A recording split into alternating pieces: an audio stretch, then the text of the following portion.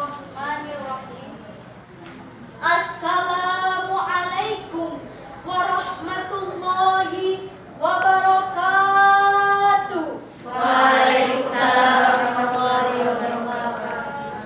Malam-malam pergi ke Jogja, yang menjawab salam mudah-mudahan masuk surga. Amin. Amin. Assalamualaikum warahmatullahi wabarakatuh.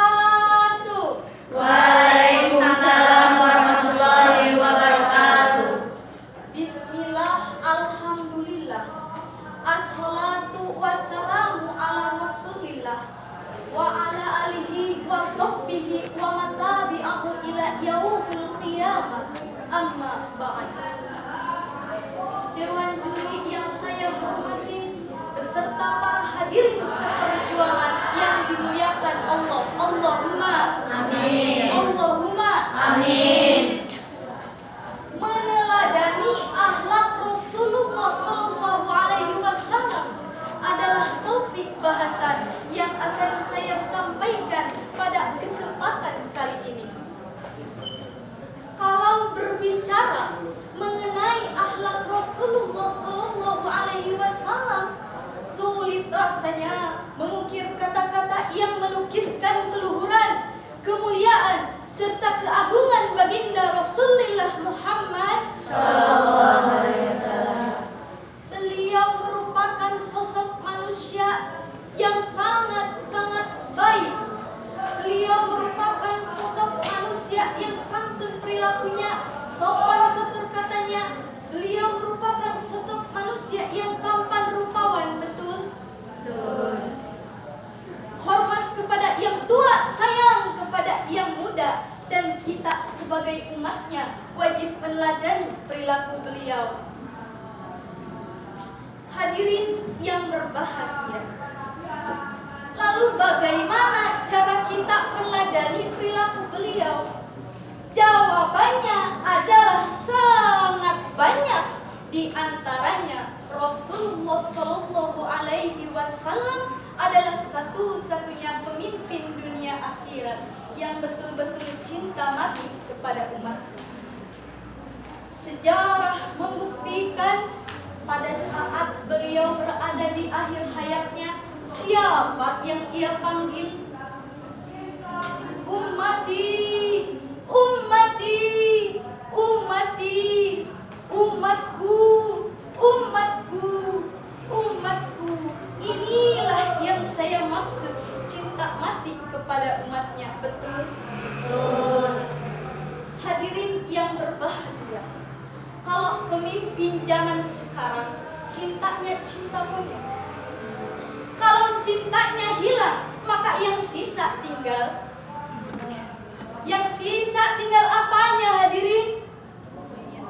Na'udzubillahi min Dari Apa ada pemimpin zaman sekarang kalau cinta kepada rakyatnya mengatakan rakyatku, rakyatku, rakyatku? Tidak akan ada, hadirin, dan mudah-mudahan ada. Hadirin rahimakumullah, baginda Rasulullah Muhammad Sallallahu Alaihi Wasallam ketika ia masuk surga, yang ia lihat, Masya Allah, indahnya surga. Namun satu hal yang membuat ia gelisah, bagaimana nasib umatnya di dunia. Sudah diberi surga, yang ia pikirkan hanya umatnya. Masya Allah. Kalau pemimpin zaman sekarang baru dikasih surga-surgaan, sudah lupa terhadap umatnya. Betul? Betul. Betul apa tidak, hadirin? Betul. Pantaslah Allah menegaskan dalam Quran surah Al-Ahzab ayat 21. A'udzu billahi minasy syaithanir rajim. Bismillahirrahmanirrahim. Laqad kana lakum fi rasulillahi uswatun hasanah liman kana lakum fi rasulillahi wariyah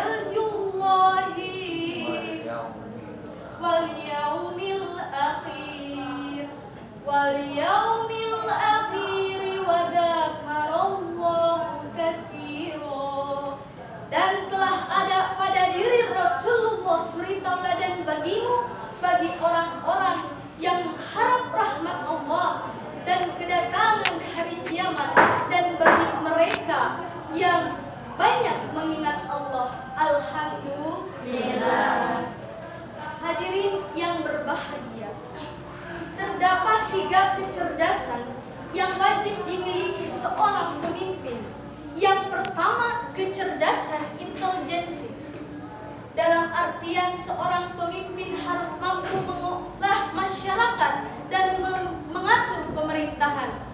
Bukan hanya cerdas dalam menipu rakyat ketika pemilu, bukan hanya cerdas dalam mengobrol janji demi mendapatkan kursi, betul? Bukan hanya cerdas dalam menguras uang rakyat dengan cara korupsi. Na'udzubillahi min dzalik. Yang kedua, seorang pemimpin harus memiliki kekuatan emosional. Dalam artian dapat dengan cerdas mengolah rasa dan perasaan tanpa mengedepankan emosional, betul? Dan yang ketiga, seorang pemimpin harus memiliki kekuatan spiritual. Dalam artian seorang pemimpin harus cerdas dalam mengarahkan dan mempertanggungjawabkan perbuatannya di hadapan Allah Subhanahu wa Ta'ala. Hadirin rahimakumullah, kesimpulan dari uraian singkat yang saya sampaikan, saya mengajak, saya menghimbau, mari kita semua meneladani akhlak Rasulullah dalam kehidupan sehari-hari agar Indonesia menjadi negara yang maju dan damai. Amin. Agar generasi-generasi penerus bangsa menjadi generasi yang Islami. Amin. Agar Indonesia menjadi negara yang subur, makmur, gemah, ripah, loh jinawi seperti kota Madinah ketika dipimpin oleh baginda Rasulullah Muhammad sallallahu alaihi wasallam.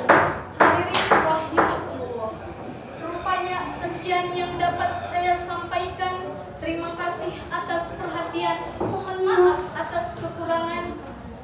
Kalau tahu Upin Ipin, jangan mau jadi ambulan. Kalau mau jadi pemimpin, jadikan Rasul sebagai suri tauladan. Punya pacar namanya Agus, baru setahun sudah tunangan.